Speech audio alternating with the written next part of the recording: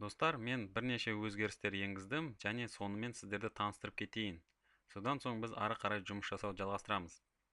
Қарап отырсаңыздар, мынау Ubuntu біз жұмыс жасап отырған машина болатын. Яғни біз бұнда астериск бағдарламасын орнаттық және осында жұмыс жасап отырмыз. Яғни қандай жұмыстар? Мен сіздерге тағы да естеріңізге салып кетейін кішкене.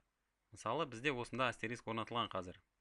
Астериск минус А деп терсем, қарап отырсаңыздар, біз астерисктің command line interface, яғни осы басқару консоліне түсеміз. Енді астерисктің мұнда жұмыс жасап тұрғанын көрдіңіздер. Және мен бұл жерден қазір шығайын. Және сіздерге не таныстырғым келіп отыр. Мен сіздерге алдында айттым, бізде астериск телефон жүйесімен танысу үшін бізге екі телефонды бір-біріне арасына байланыс жасап, және олар бір-біріне қоңырау шалу керек. Енді астериск бағдарламасы телефон жүйесін қалыпқа келтіретін серверлік платформа болғандықтан бізге осы мақсатты шешу керек. Яғни екі телефонды осы астериск бағдарламасының көмегімен бір-бірімен байланыстыру керек. Енді ол үшін қалай жасаймыз? Менде мынау астериск орнатылған сервер. Және менде тағы бір екінші Ubuntu бар. Бұл міне тура сол жүйеден айырмашылығы мүлдем жоқ. Тек осы сабақты жасау барысында дайындық ретінде жасалынған Ubuntu жүйесі.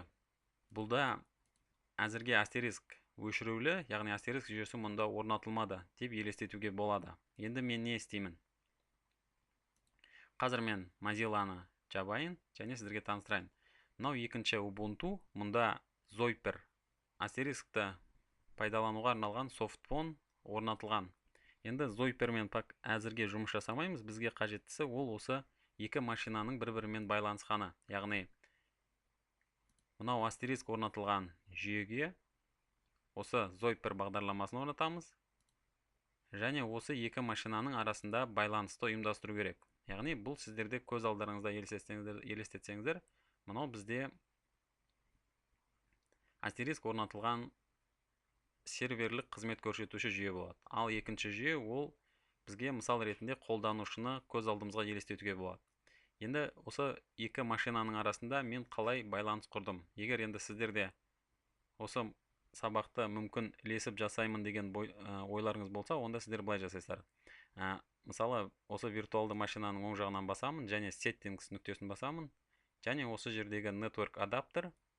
Network adapterді host only-ға қоясыздар, яғни private network, ол осы ішкі network болады, желі. Және осы жерде OK нүктесін басасыздар, сосын сақтайсыздар. Екінші машинада да тура сондай істі қайталаймыз, яғни settings, оның ішінде network adapter, және осы жерде host only, оны OK деп басасыздар. Енді бұл виртуалды машиналар қазір жабық желінің ішінде private network, және оларға енді IP адрес беру керек. Оны қалай жасаймыз?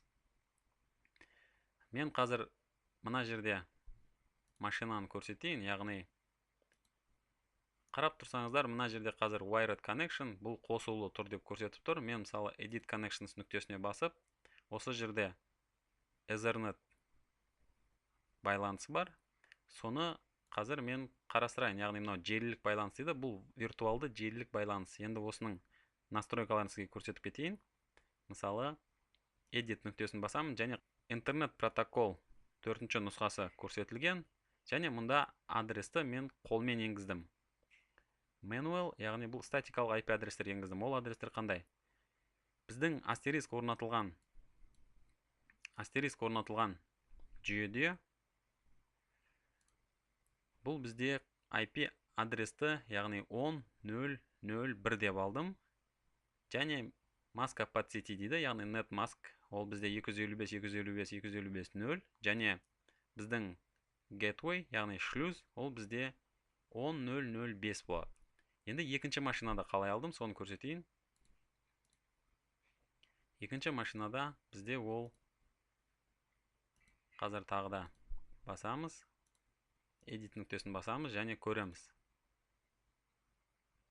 Бізде адрес 3 және gateway 5, яғни мына машинада да 5, ана машинада да бізде шлюз 5 болады. Ал бұның адресі 3, және DNS серверді мен 192.168.1.1 деп алдым. Ол менде осы екі виртуалды машинаны ұстап отырған, менің бастапқы жұмыс жасап отырған мына машинаның IP адресін бердім. Енді оның қажеті бар ма, жоқ па, оны негізі тексеріп көрмедім негізі. Жалпы осыны нұсқадым, содан соң енді былай істейміз.